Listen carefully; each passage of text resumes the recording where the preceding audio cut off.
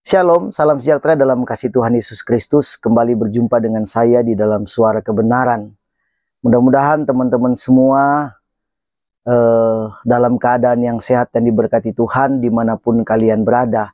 Kali ini suara kebenaran ingin membuka satu fakta kebenaran tentang kematian Yesus. Yang menurut mereka bahwa Yesus itu tidak mati dan ada yang menggantikannya.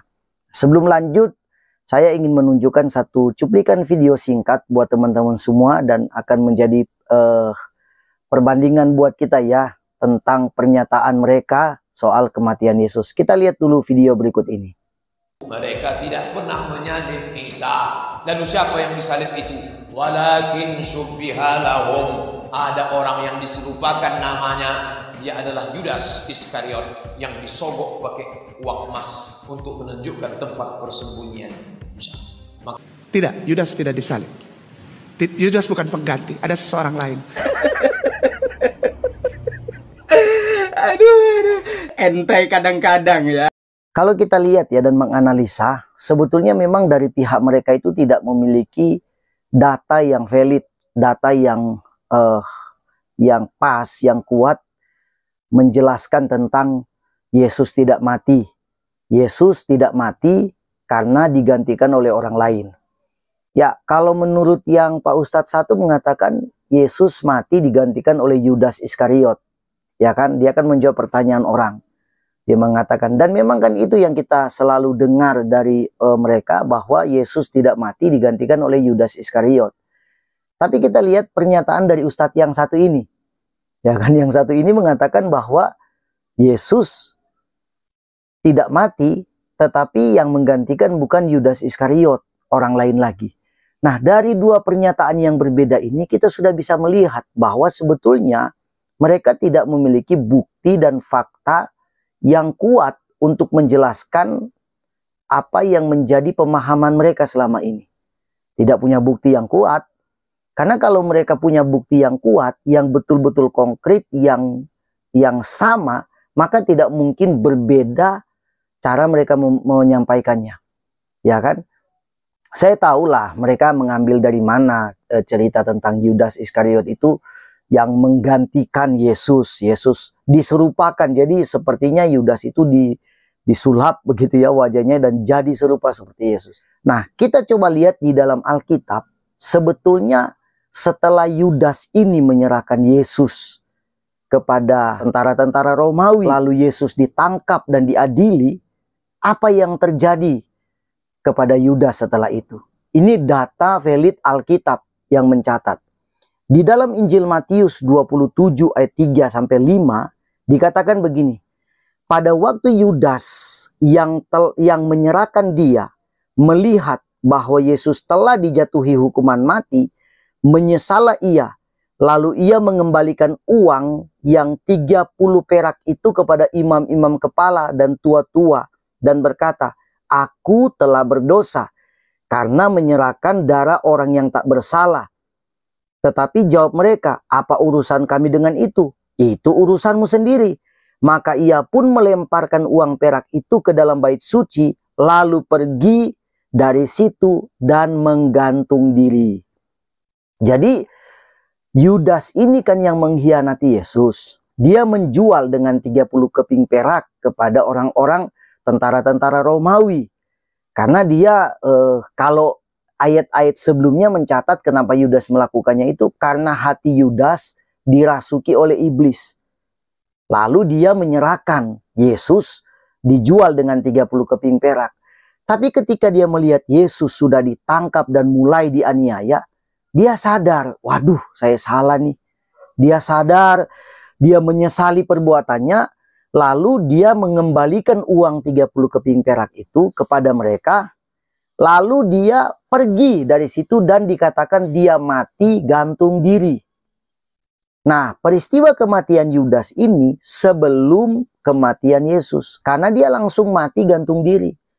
Jadi kalau dikatakan Yudas sebagai penggantinya, bagaimana mungkin dia akan menggantikannya kalau dia sudah mati bunuh diri?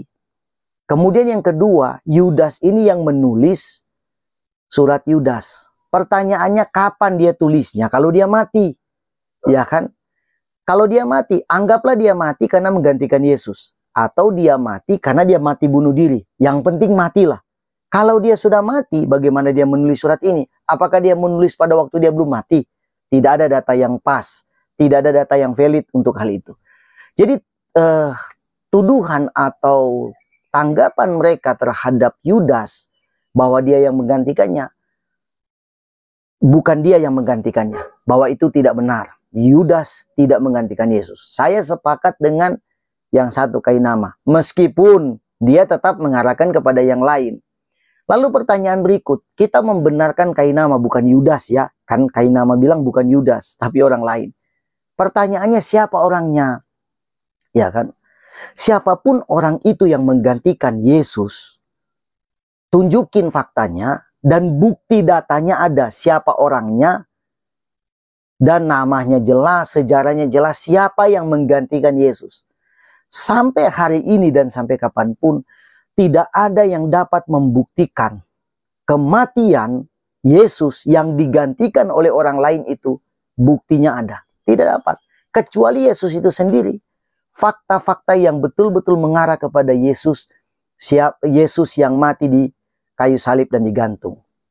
Nah, kalau kita bicara tentang Alkitab, ini kan sudah jadi penolakan di mana-mana. Mereka tolak, pokoknya bukan Yesus. Ada dua sejarawan non-Kristen, ya, dua sejarawan non-Kristen yang mencatat tentang dan mengakui bahwa Yesus itu mati. Yang pertama adalah Joseph bin Matias, berasal dari Jerman. Kemudian yang kedua Cornelius Tacitus, berasal dari Roma.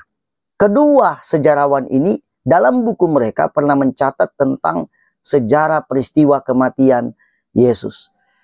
Terutama untuk Cornelius Tacitus.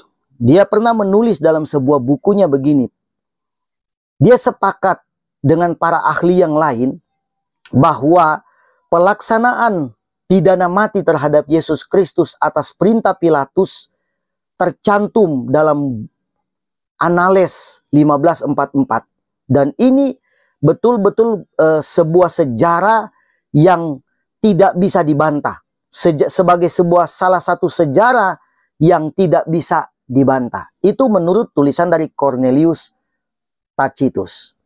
Nah, jadi kalau misalkan kita mengatakan dari sudut pandang Alkitab Yesus tidak mati, padahal itu adalah buku yang sudah paling valid lah, sudah paling pas, sudah paling dipercaya menjelaskan tentang kematian Yesus Kristus. Ditambah dengan para sejarawan yang lain.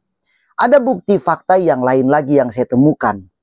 Ya kan, yang saya temukan yang mencatat, mengkonfirmasi, ya maksudnya mengkonfirmasi tentang kematian Yesus. Itu justru di dalam catatan Al-Quran itu sendiri. Tapi dalam terjemahan Arab Latin. Dikatakan begini dalam surat 3 ayat yang ke-55.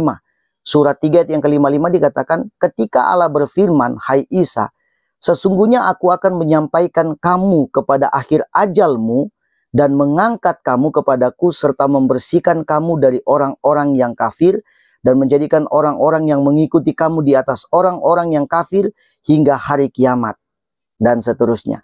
Di sini dikatakan, aku akan menyampaikan kamu kepada akhir ajalmu. Memang untuk tulisan ini ada dua tafsiran yang berbeda.